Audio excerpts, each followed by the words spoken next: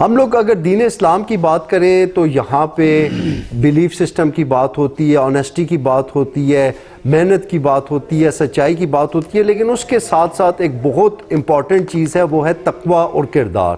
انسانوں کو اگر دین میں پہچاننے کی بات کی جائے تو جو ہم لوگوں کا تھوڑا بہت نالج ہے اس کے مطابق انسانوں کی پہچان ان کے کردار سے ہوتی ہے، ان کے تقوی سے ہوتی ہے۔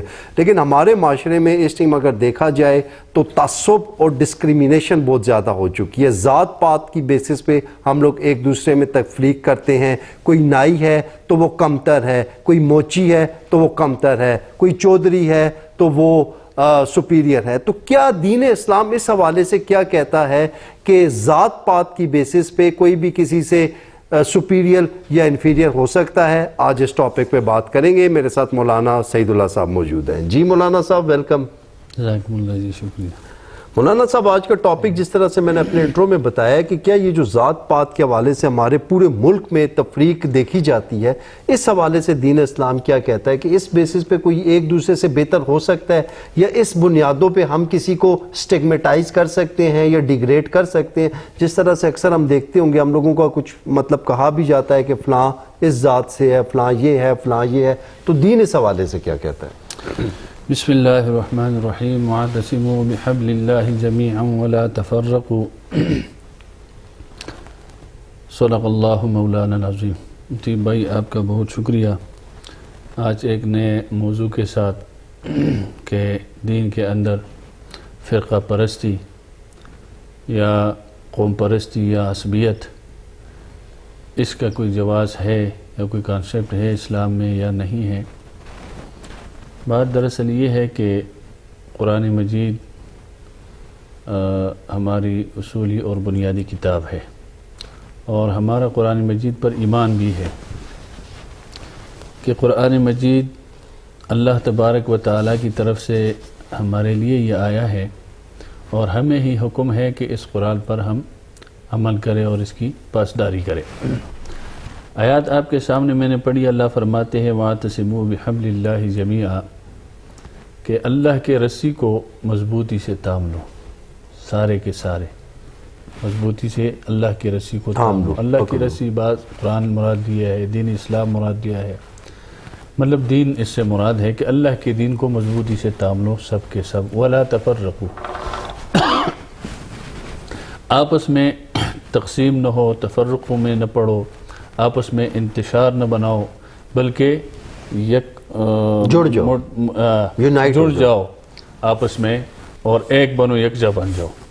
یہ قرآن کی ایک آیت میں اللہ نے فرمایا۔ دوسری جگہ اللہ نے فرمایا یا ایھا الناس انا خلقناکم من ذکر و انثی وجعلناکم شعوبا وقبائل لتعارفوا، چونکہ اللہ پاک نے فرمایا کہ تم سب ایک ہو جاؤ، یکجا ہو جاؤ، لیکن دوسری طرف جب ہم دیکھتے ہیں قبیلے ہیں، خاندان ہیں، لوگ قبیلوں میں تقسیم ہیں، خاندانوں میں تقسیم، گھرانوں میں تقسیم ہے، تو اس وجہ سے پھر جس طرح آپ نے سوال کیا کہ لوگ پھر کسی کو کمتر سمجھتے ہیں، کسی کو اعلیٰ سمجھتے ہیں، تو یہاں قرآن میں اللہ نے فرمایا کہ اے لوگو انا خلقناکم من ذکر و انثی، پہلے یہ فرمایا اللہ نے کہ آپ کو ایک نفس واحد سے یعنی آدم علیہ السلام سے پیدا کیا، پھر اس کے بعد تسلسل رہا ہے، ماں باپ کے ذریعے تم دنیا میں آتے ہو، تو پیچھے دیکھو تم ایک باپ کے اولاد ہو، من ذکر و انثی وجعلناکم شعوبا وقبائل لتعارفوا، پھر خاندانوں میں، شعبوں میں اور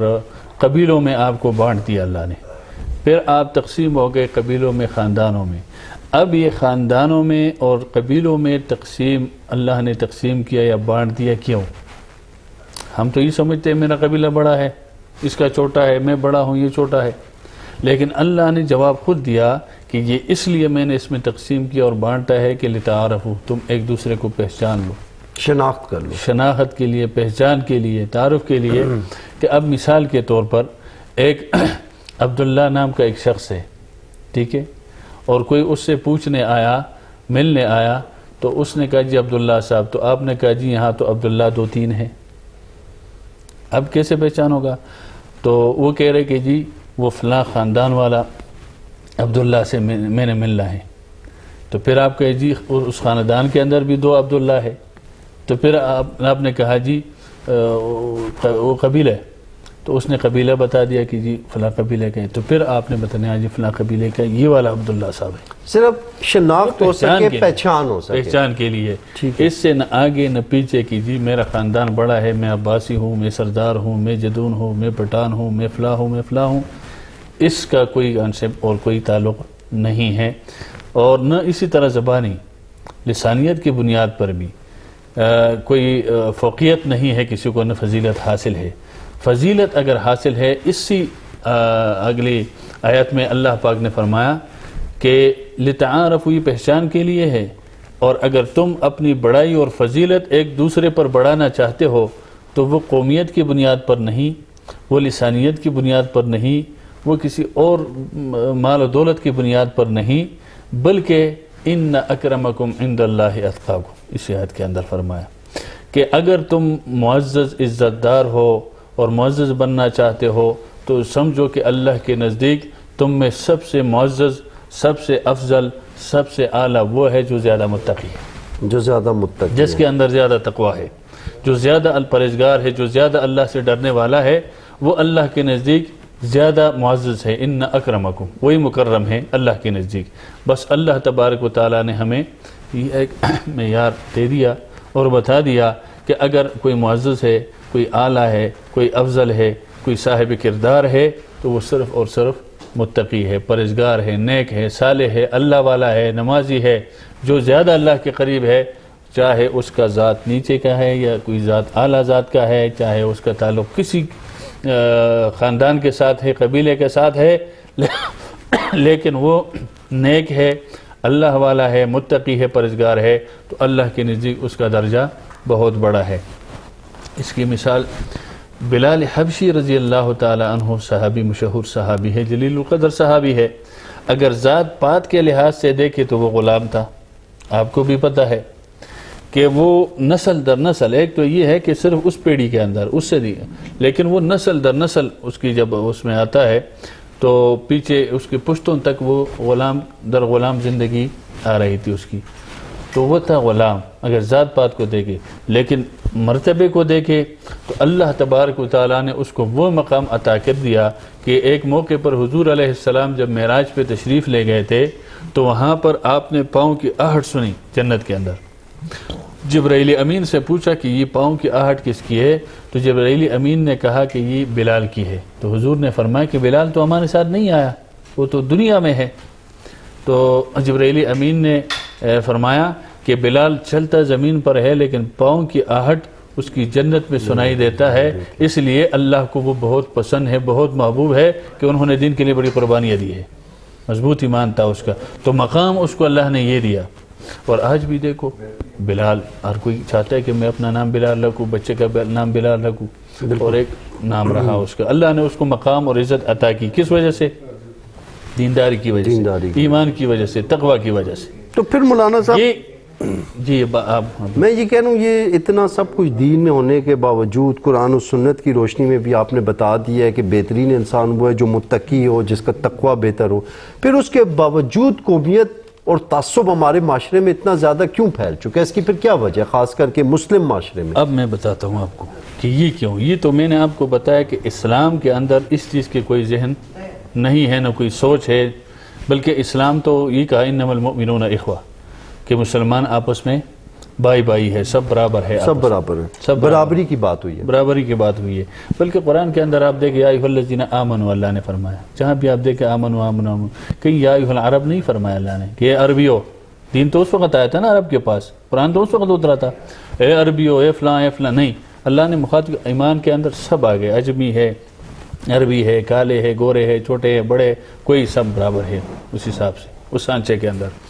پھر قوم پرستی کی بات کی آپ نے، تو قوم پرستی کا جو اصل قوم پرستی یا عصبیت، اس کا جو اصل معنی ہے، اس سے شریعت نے منع فرمایا ہے، قوم پرستی سے، عصبیت سے، ان چیزوں سے شریعت نے منع فرمایا ہے۔ اور قوم پرستی عصبیت اصل ہے کہ کسی قبیلے، کنبے یا کسی خاندان کی اندر کوئی بات اگر غلط بھی ہو تو اس کو وہ درست مانتے ہیں، صحیح کہتا ہے، اگرچہ بات ناجائز یا غلط ہے، اپنے قبیلے کی وجہ سے، اپنی قبیلے کی کوئی بات ہے یا کوئی کام ہے تو اس کو میرا قبیلہ ہے، اس کے اندر ایک غلط بات ہے یہ غلط کام کر رہے ہیں، لیکن میں اس کو اپریشیٹ کروں گا، غلط بھی ہو پھر بھی کمیونٹی کے اس کی حمایت کروں گا، ساتھ کھڑا ہوں گا. اور دوسرے قبیلے کی کوئی اچھی اور درست صحیح بات ہو اس کو غلط کہوں گا، اس کو جھٹلاؤں گا، اس کا مذاق اڑاؤں گا، اس کو حقیر سمجھوں گا. میں یہی قوم پرستی ہے، اسی کو قوم پرستی کہتے ہیں کہ آپ کو برا سمجھوں اور اپنے کو اچھا سمجھو، اچھا سمجھو، آسان الفاظ میں، ٹھیک ہے، کہ میرا سب کچھ، میرا ایک ناجائز ظلم بھی ہے وہ بھی اچھا ہے، وہ جسٹیفائڈ ہے، اور آپ کا انصاف اور اچھا اور بزرگی بھی ہے وہ کمزوری ہے، مذاق اڑاؤں گا اور وہ خراب ہے، غلط ہے. یہ ہے قوم پرستی. پھر یہ قوم پرستی آئی کہاں سے؟ یہ نہیں کہ آج کی چیزیں ہیں، یہ کل کی یا پرسوں کی ہے، یا صرف جب اسلام آیا حضور علیہ السلام کے دور سے، بلکہ فرعون قرآن کے اندر اللہ نے اس کا واقعہ بیان کیا ہے. آپ کا ماشاءاللہ ریسرچ بھی ہے اور مطالعہ ہے، آپ نے پڑھا ہوگا قرآن میں فرعون کے بارے میں اللہ نے فرمایا ان علا فی الارض وجعل اہلہا شیعا، کہ فرعون زمین کے اندر سر چڑھ رہا ہے، یعنی تکبر غرور کر رہا ہے، اور انہوں نے اپنے آپ کو انا ربکم الاعلی کہا. اور ساتھ دوسرا کام کیا فرعون نے، وجعل اہلہا شیعا، اور وہاں کے جو باشندے ہیں، وہاں کے جو لوگ ہیں مصر کے، اس کو انہوں نے فرقوں میں بانٹ دیا ہے، شیعہ فرقوں میں تقسیم کر دیا ہے اور بانٹ دیا ہے. کس لیے؟ کہ میں حکومت چلاؤں. یہ آپس میں لگے رہے.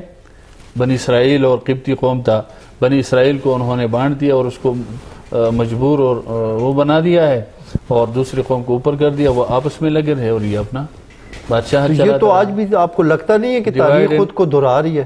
وہی کہہ رہا ہوں نا، تو ہمیں بھی انگریز نے وہی چیز. اچھا، یہ پہلے فرعون کے ٹائم پہ بھی یہ کام ہو چکا ہے، فرعون کے ٹائم پہ بھی ڈیوائڈ اینڈ رول وہی سے چل رہا ہے. آج بھی اس کو ہماری علمی اصطلاح کے اندر یہی کہتے ہیں ہم کہ بھائی یہ جتنے بھی تقسیم ہے، تقسیم در تقسیم، یہ فرعونی فارمولہ ہے، آج تک چلا آ رہا ہے. فرعونی فارمولہ وہ اس وقت اپنی حکمرانی کرتا رہا، لوگ اب آپس میں دست و گریباں آتے، وہ چیز چلتے چلتے چلتے انگریز نے یہاں دیا ڈیوائڈ اینڈ رول والا جو فارمولہ ہے، یہاں ہم پر لاگو کر دیا، اور وہ آتے آتے ہمارے بلکہ قوم سے کیا کہ گھروں تک یہ چیز پہنچ گیا ہے، ہر آدمی کے اندر یہ چیز آ گئی ہے.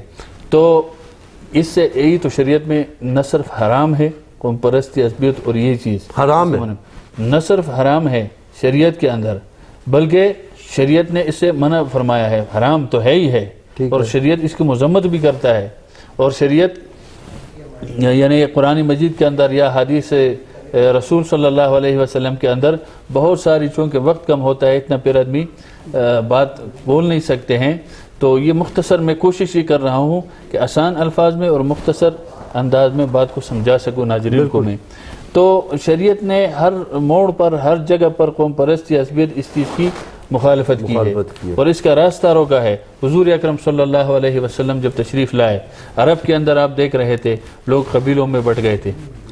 میرا قبیلہ ہے بنو ہاشم، بنو نوفل، بنو قریظہ، بنو حزرج، یہ سارے قبائل تھے، اور یہ جتنے قبیلے تھے آپس میں دست و گریباں تھے.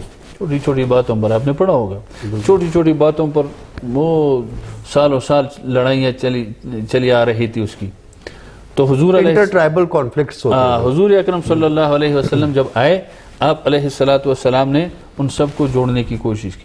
آہستہ آہستہ آہستہ اسلام نے جوڑ دیا نا اس کو. پھر وہی جو دشمن تھے آپس میں، وہ جب اسلام میں آئے، انہوں نے اسلام قبول، وہ آپس میں دوست بن گئے، ایک دوسرے کے مال اور اولاد کے محافظ بن گئے، وہ ایک دوسرے کے قریب آ گئے، ایک دوسرے کے لیے جان دینے لگ گئے. پھر پہلے ان آپس میں ایک دوسرے کی جان لے رہے تھے، بعد میں اور پھر حضور اکرم صلی اللہ علیہ وسلم مشہور خطبہ ہے، اور ہر آدمی کے زبان پر اور ہر جگہ پر جہاں پر کوئی اس طرح اتحاد کی بات ہوتی ہے، ہر آدمی اس کو کوٹ کرتا ہے وہاں اپنی تقریر میں یا اپنے خطبے میں، کہ حضور اکرم صلی اللہ علیہ وسلم نے حجۃ الوداع کے خطبے میں یہ ارشاد فرمایا تھا کہ میں نے آپ تک دین پہنچایا. صحابہ نے کہا کہ آپ نے نہ صرف پہنچایا بلکہ اپنے حق ادا کر دیا.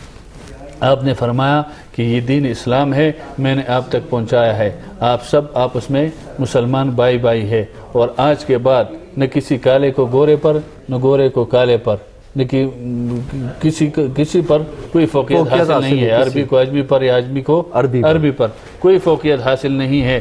فوقیت اگر حاصل ہے تو صرف ایمان اور تقوی کی وجہ سے. معزز اگر کوئی ہے میرے نزدیک یا اللہ کے نزدیک، وہ صرف تقوی دار ہے، وہ صرف پرہیزگار ہے، وہ صرف اللہ والا ہے، وہ صرف خیر خواہ ہے. بالکل یہ ہے. اور اس چیز سے اگر ہم ہٹ جائے تو پھر قوم پرستی بھی ہمارے اندر آئے گی, پھر عصبیت بھی آئے گی ہماری, اور اس کا نقصان بھی ہمیں ہی ہو رہا ہے. حالانکہ یہ تو آپ نے قوم پرستی کے حوالے سے بات کی, لیکن میں آپ کو بات بتاؤں کہ اس میں اگر دیکھیں تھوڑا سا اس طرف آ جائے نا مذہبی طرف, تو وہاں پر بھی یہ بہت مصیبت بنا ہوا ہے. کس طرح سے؟ مذہبی حوالے سے وہاں بھی تفرقے بنے ہوئے ہیں. بالکل, میں کہتا ہوں اس پہ کریں گے, اس پہ بھی ایک پروگرام کریں گے, اس پہ ایک سیپریٹ پروگرام میں کریں ٹھیک گے. ہوں آپ غلط ہے, آپ کہیں گے جی میں ٹھیک ہوں یہ غلط ہے. ابھی بلکہ پروڈیوسر صاحب نے تھوڑی دیر پہلے جب پروگرام شروع نہیں ہوا تھا ہمارا, اس سے پہلے بات کی, تو یہ چیزیں ہمارے معاشرے کے اندر سرایت کر چکی ہے. اور میں نے کہا آپ کو یہ وہی انگریز والا فارمولہ ہے, اور وہ ڈیوائیڈ اینڈ رول اور تقسیم کر دیا ہے. اور وہی آج ہمارے حکمران بھی اگر دیکھیں آپ, وہ بھی اس چیز کو اپلائی کیا ہوا ہے کہ لوگ آپس میں لگے رہے تاکہ ہماری طرف احتجاج نہ کرے, ہمارے خلاف آواز نہ اٹھائے, ہمارے خلاف یکجا نہ ہو جائے, اکٹھے نہ ہو جائے, اور ہم اپنا کام چلائے, یہ اپنا کام کریں, یہ اپنا کام کریں. تو اسی وجہ سے معاشرہ بھی خراب ہے, ہم بھی خراب ہے. اگر ہم دین اسلام کی طرف آئے اور تعلیمات کو سمجھے, پہلی بات تو یہ ہے کہ ہم اب دین کو سمجھنے کی کوشش ہی نہیں کرتے. ہم یہ سمجھتے ہیں کہ ہمارے علماء ہیں, ہمارے مولوی حضرات ہیں, بس یہ ہے دین جانے اور یہ جانے. بالکل. اور ہم تو ہم ہیں. بہرحال اللہ پاک عمل کی توفیق عطا فرمائے. اور یہ تھی قوم پرستی اور یہ تھا اسلام, میں نے آپ کے سامنے رکھ دیا. جزاک اللہ, بہت شکریہ مولانا صاحب. جی آپ نے دیکھا آج ایک اور ٹاپک ہم نے کور کیا ہے. کسی بھی قوم کی سکسیس اگر دیکھی جاؤ تو یونٹی میں ہوتی ہے. تو میں بھی یہی کہوں گا کہ قومیت میں فرقہ واریت سے نکل کے ہم لوگوں کو اب یونٹی میں آنا چاہیے.